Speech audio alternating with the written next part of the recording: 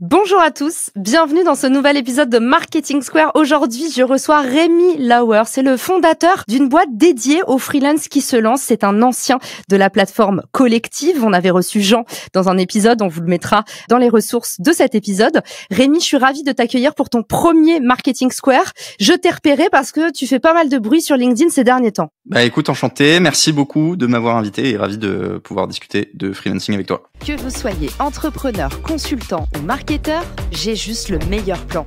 Avec le compte Pro Blank, gagnez du temps et allégez votre charge mentale. Ma fonctionnalité préférée, déclarer automatiquement vos revenus à l'URSSAF sans même sortir de l'application. Mais aussi centraliser votre compte pro, votre compta, vos assurances au même endroit, au même moment. Et pour en profiter dès maintenant, rendez-vous sur blank, blank.app/marketing square ou rendez-vous dans le lien en description.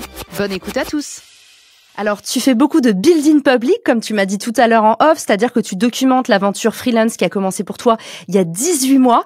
Première question pour toi, et celle que tout le monde se pose, est-ce que c'est plus facile de se lancer maintenant en freelance versus il y a 5 ans? En tout cas, qu'est-ce qui, selon toi, a vraiment changé dans l'aventure? Je pense que, toute chose égale par ailleurs, c'est plus difficile parce que tu as plus de concurrence aujourd'hui sur l'ensemble des marchés. Maintenant, il y a quand même une grosse nuance à apporter à ça, c'est qu'il y a aussi beaucoup de contenu disponible. Moi, j'essaie de participer à ça pour aider les freelances à développer leur activité. Et donc, il y a beaucoup de personnes qui se sont lancées sur les 10 dernières années, qui ont fait beaucoup d'erreurs, qui les ont documentées. Je préfère m'être lancé là sur les 2 dernières années que m'être lancé il y a 5 ans, parce que je pense que c'était aussi, par contre, plus difficile. Et donc, aujourd'hui, c'est beaucoup plus accepté, beaucoup plus évident de se présenter.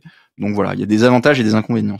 Ça, c'est vrai que les indépendants, c'est de plus en plus répandu. Je me souviens quand je me suis lancée il y a 3 ans à mon compte, quand les gens étaient indépendants, c'était un peu des bêtes curieuses. Et pourtant, aux États-Unis, dans notre fameuse boule de cristal, qu'est-ce qui va se passer dans 10 ans? Les États-Unis, il y a 2-3 ans, ça y est, ils ont atteint la barre des 50% de la force de travail à l'échelle de leur territoire qui est indépendante. Aujourd'hui, comme tu l'as dit, il y a du coup plus de concurrence, quelque part, plus de contenu, plus de rôle modèle, comme toi et moi, de gens qui disent, en fait, on l'a fait, donc c'est à votre portée et on pousse les autres. Et puis, du coup, il y a cet effet on a l'impression qu'il y a moins de place et souvent, la barrière, elle est dans notre tête, Rémi. Et aujourd'hui, tu vas nous aider à la lever puisque cet épisode va permettre de développer ses revenus grâce au modèle que tu as développé, le modèle Hyper Freelance. Tu m'as donné 3 promesses pour cet épisode. Attention, accrochez-vous au siège ou au guidon. Débloquer son activité pour franchir un palier supérieur en termes de CA, la méthode pour viser plus de 100 000 euros par an, quel que soit le type d'activité. Dis donc, j'ai hâte. Et 3e promesse, sans se cramer, tout en libérant du temps, parce que évidemment, quand on est freelance, il faut toujours savoir comment est-ce qu'on jugule entre l'envie de gagner plus et l'envie de pas cramer le cœur du processeur, son moteur. Rémi, à qui s'adresse cette méthode? Parce que là, tu nous dis 100 000 euros par an. Est-ce que c'est valable aussi pour les ultra débutants? Qui peut vraiment opérer le modèle que tu vas nous transmettre? C'est marrant parce que quand on parle de chiffre d'affaires en freelance, tu as 2 types de personnes, tu vois, celles qui vont trouver que 10 000 par mois ou 100 000 par an, c'est énorme et inatteignable et que probablement les gens qui te disent faire ces chiffres-là mentent.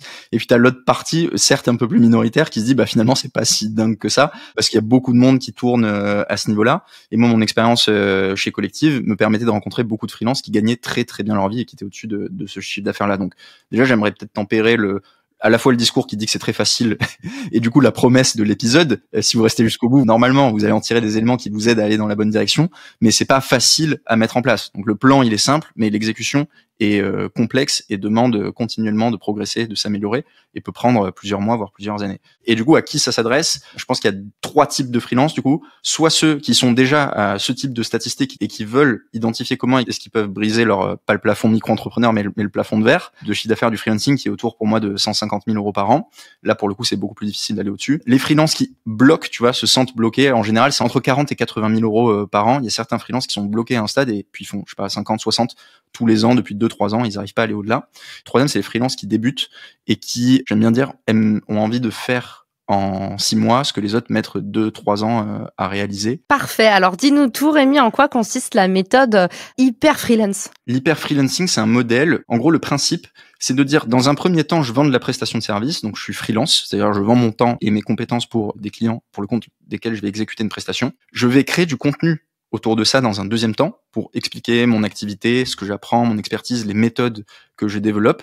Et Ce contenu va me permettre d'attirer une audience de personnes qui me suivent pour la valeur ajoutée que je leur apporte. Et dans un troisième temps, je vais être capable d'aller lancer des produits.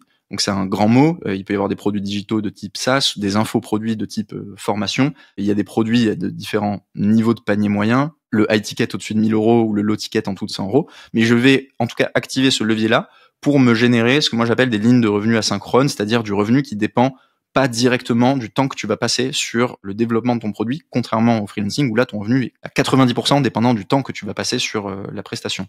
Et donc le modèle hyper freelance, c'est atteindre ce stade-là un peu rêvé où tu as réussi à utiliser dans un premier temps ton activité de freelance pour découvrir des problèmes concrets, des méthodes pour résoudre ces problèmes-là, et dans un troisième temps, vendre la méthode via un infoproduit ou un logiciel plutôt que l'exécution de cette méthode-là. Et donc, ton revenu devient de plus en plus décorrélé de ton temps. Et souvent, quand on bloque un palier de chiffre d'affaires, c'est qu'on est bloqué sur un point précis de son activité, sur un challenge particulier, et on n'a pas la clé, tu vois, pour passer à l'étape d'après.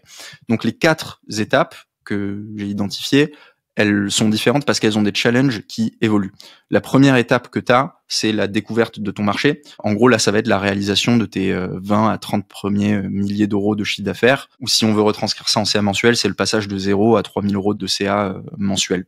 Là, les challenges que tu as, c'est que t'as pas beaucoup de clients, t'as pas beaucoup d'études de cas à mettre en avant pour signer tes clients, et t'as un prix relativement faible, c'est-à-dire inférieur à 500 euros de TGM. Souvent, en France, c'est entre 300 et 500 euros de TGM, même s'il y a des personnes un peu en dessous parfois, mais en gros, on est sur ces horizons. Donc là, ton gros challenge, c'est comprendre les problèmes que tu peux résoudre via ton expertise ou les compétences que tu es en train de développer, trouver des prospects, et ensuite réussir à convertir ces prospects en clients. Donc c'est en gros la phase de recherche de product market fit, tu vois, si on compare aux startups. La deuxième étape, c'est quand tu vas vouloir passer de 2-3 000 euros de chiffre d'affaires mensuel à 7 000 euros. Donc c'est atteindre ton plafond micro-entrepreneur. Là, t'as plus du tout les mêmes challenges. A priori, t'as compris avec qui tu travaillais. T'arrives à peu près à vendre. Mais par contre, il faut que tu développes ton chiffre d'affaires. Donc là, les challenges, ça va être bien satisfaire les clients pour créer des études de cas qui te permettent ensuite d'aller convaincre les clients suivants et surtout d'augmenter tes prix parce que tu réduis le risque perçu de ta prestation. 2, augmenter la lifetime value de tes clients. Ça s'applique extrêmement bien aux freelance. En gros, pour prendre un exemple très concret, si je fais des sites internet que je les vends moins de 2 000 euros, il va me falloir 4 clients par mois pour faire 8 000 euros de chiffre d'affaires mensuel. Si je convertis 30% de mes clients, ça veut dire qu'il faut que j'attire 12 prospects par mois. En freelance, c'est un moteur d'acquisition qui est quand même assez important de réussir à attirer autant de prospects, même si tout à fait faisable. Si j'arrive peut-être à faire évoluer mon offre pour que les clients dépensent plus de 2 000, mais 3 4 000 euros chez moi, bah pour le même nombre de prospects, mécaniquement, je double mon chiffre d'affaires. Et c'est plus facile de faire ça que d'augmenter la vélocité à laquelle on attire des clients. Donc ça va être un challenge particulier. Et souvent, ça correspond à monter les prix ou à adosser des briques de service à notre première offre.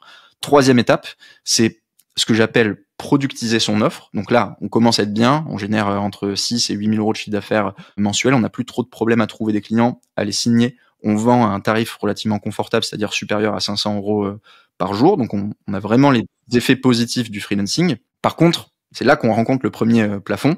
Il faut qu'on arrête de vendre au TJM, parce que ce que j'ai remarqué, c'est que quand tu commences à être à 800, 900, voire 1000 euros de CA, les clients tiquent dessus, et regarde plus tant le contenu de ton offre, mais le niveau de ton taux journalier moyen, donc ton prix affiché au temps passé, et vont comparer les freelances auxquels ils sont en train de faire appel sur cette base-là. Et donc là, il faut sortir de ce carcan de la comparaison et créer ce que j'appelle des offres qui te permettent de mettre un prix sur l'accompagnement au global qui va pas être comparable à celui des autres freelances parce que tu adosses des briques de services additionnels qui font que ta proposition de valeur est tellement rentable et spécifique à un segment de clients particulier qui fait que toi, t'arrives à vendre plus cher en heure que la majorité des gens sur ton marché.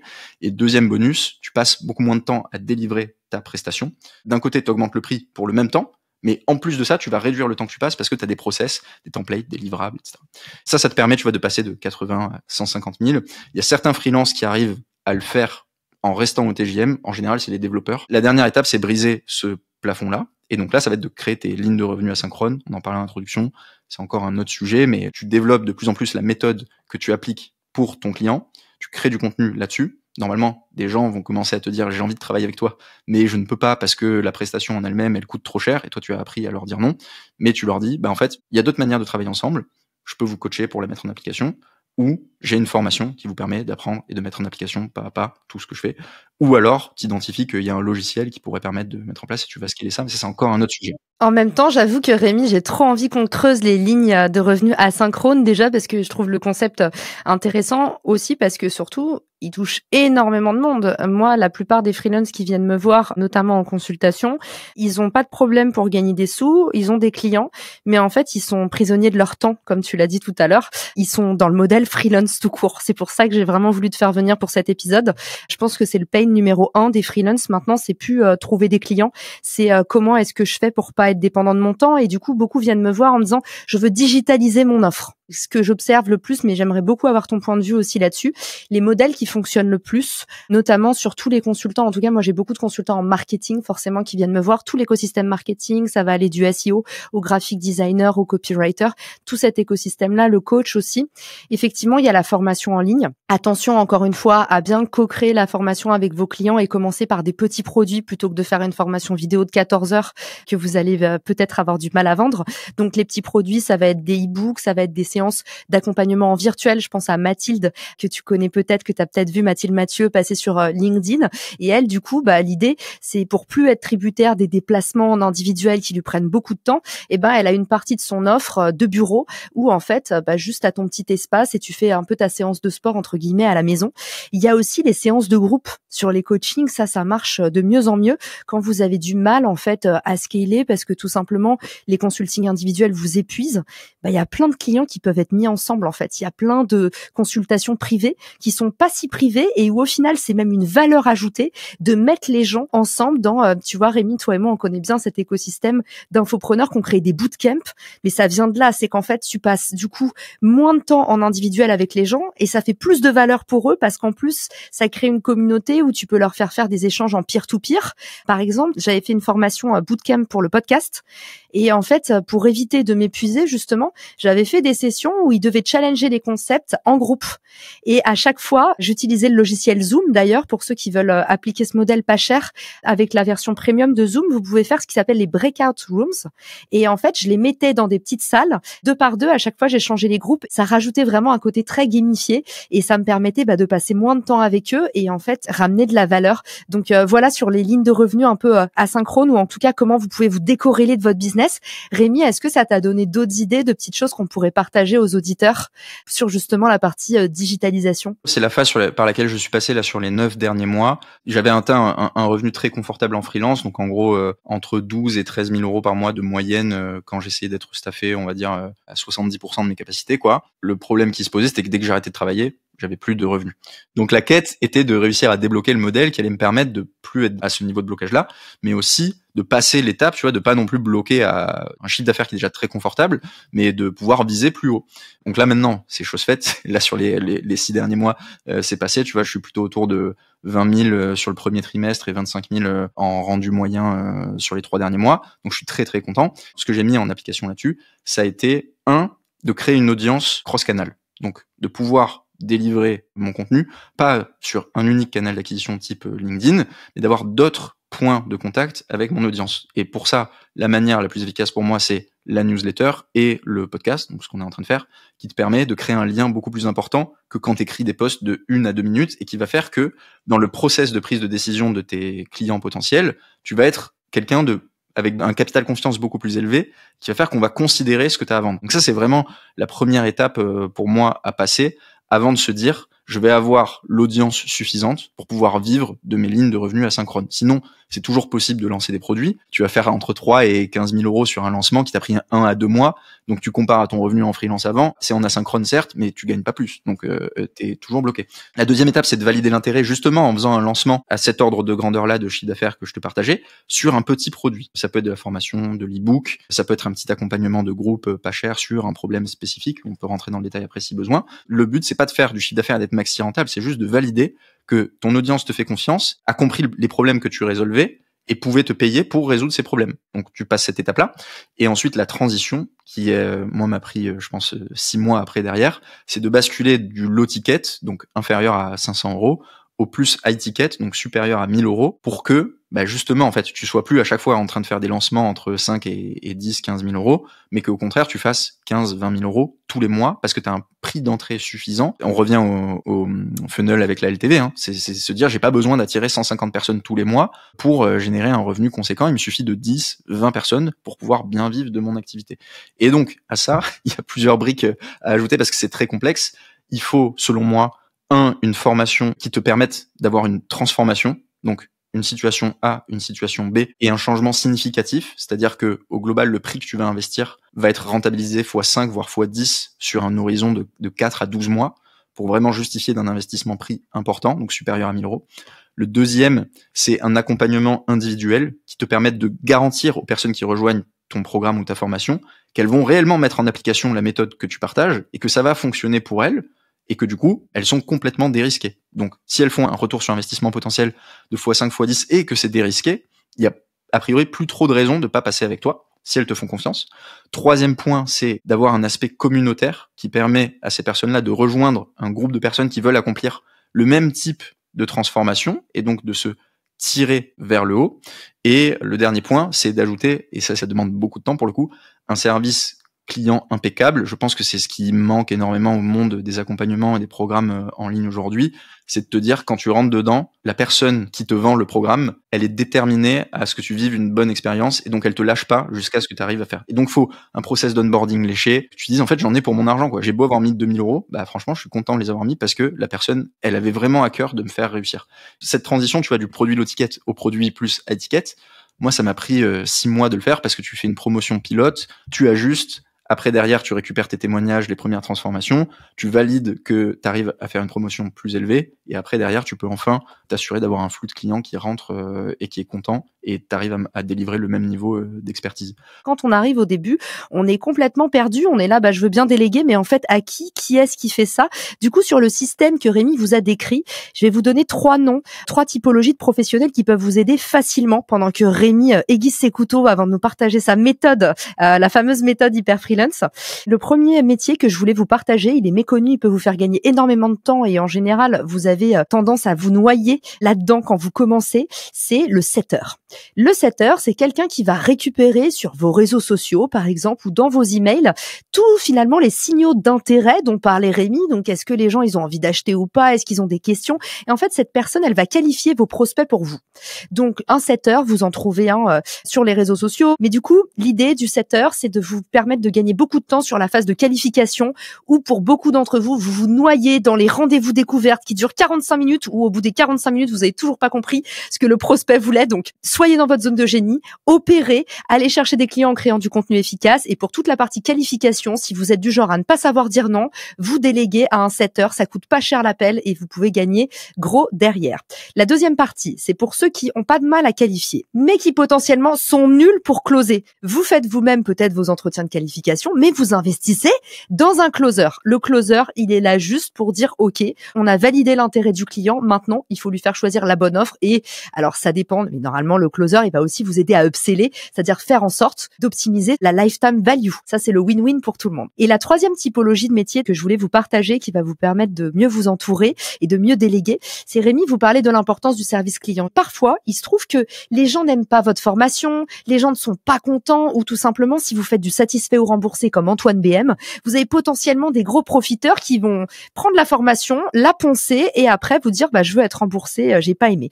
Donc si vous avez des problématiques de service client, ça peut valoir le coup d'investir dans ce qu'on appelle une VA, Virtual Assistant. C'est des personnes qui vont travailler pour vraiment un tarif que tout le monde peut se permettre, ça dépend de votre TJM, mais une assistante virtuelle en général c'est entre 50 à 100 € de l'heure et cette personne va gérer pour vous toute la partie administrative sur laquelle potentiellement vous êtes pas bon, sur laquelle potentiellement ça vous démotive de faire face à des clients pas contents alors que vous êtes en train de délivrer. Donc voilà, je voulais vous partager ces 3 métiers qui peuvent vous permettre d'être plus efficace dans la mise au point de ce système. Et Rémi, je te laisse la parole pour la méthode d'Hyper Freelance. La méthode, en gros, Hyper Freelance, c'est d'activer 3 leviers qui te permettent d'accélérer ta trajectoire au sein de ces différentes étapes et à chaque nouveau palier, de poser les bonnes bases pour pouvoir franchir le plus rapidement possible ou avec la manière la plus efficace le palier suivant. Les 3 leviers, Le premier, c'est ce que j'appelle moi l'offre value-based, et j'y reviens juste après. Le deuxième, c'est la méthodologie propriétaire, et j'avais commencé un petit peu à en parler aussi. Et le troisième, c'est le contenu d'expertise pour créer ton audience. Donc l'offre value-based, ça veut dire qu'on ne va plus vendre une offre dont la valeur dépend directement du temps que l'on passe, mais dont la valeur vient plutôt du service et du retour sur investissement que l'on génère. Il y a 3 manières de générer du retour sur investissement pour les clients: le chiffre d'affaires additionnel, la réduction des coûts ou le temps gagné. Il faut identifier dans quel panier on est au sein de ces 3-là, ou en tout cas quel est le panier majoritaire, et se dire comment est-ce que je maximise le résultat de mon client. Et donc, via le terrain, on se rend compte que moi, en SEO, par exemple, les clients viennent faire appel à moi pour générer du chiffre d'affaires. Donc, ce que je peux faire, c'est ajouter des briques, potentiellement d'autres compétences qui me permettent d'augmenter le chiffre d'affaires que je vais générer pour mes clients grâce au SEO. Tu vois, mon plus gros client 2023, il a dépensé de mémoire 35 ou 40 000 euros avec moi, mais il a généré 150 000 euros de chiffre d'affaires. Donc, j'ai pas de problème à lui facturer cher. J'avais un rendement horaire qui était très intéressant sur les tâches que j'effectuais et tout le monde était content à la fin parce que lui s'en fout de savoir combien de temps je passe tant qu'il regarde à la fin du mois si je lui ai généré plus de CA que ce que je ne lui ai coûté. Donc, faut réussir à passer dans ce framework-là et avoir une typologie de clients pour lequel, en fait, tu fais toujours la même prestation. Comme ça, tu peux faire des templates au niveau de tes process, d'onboarding typiquement, de tes livrables, des choses que tu vas produire après derrière, ce qui te permet d'aller beaucoup plus vite. Et donc, pour le premier client, l'exécution de la prestation te prend 50 heures. Pour le deuxième, elle t'en prend 30. Pour le troisième, elle t'en prend 20. Et pour le quatrième, elle t'en prend plus que 15. Le deuxième levier de la méthode, c'est la méthodologie propriétaire. Et donc, typiquement, ça revient à aller créer tous ces templates, ces process, etc., qui eux aussi vont dans le sens de maximiser le résultat du client.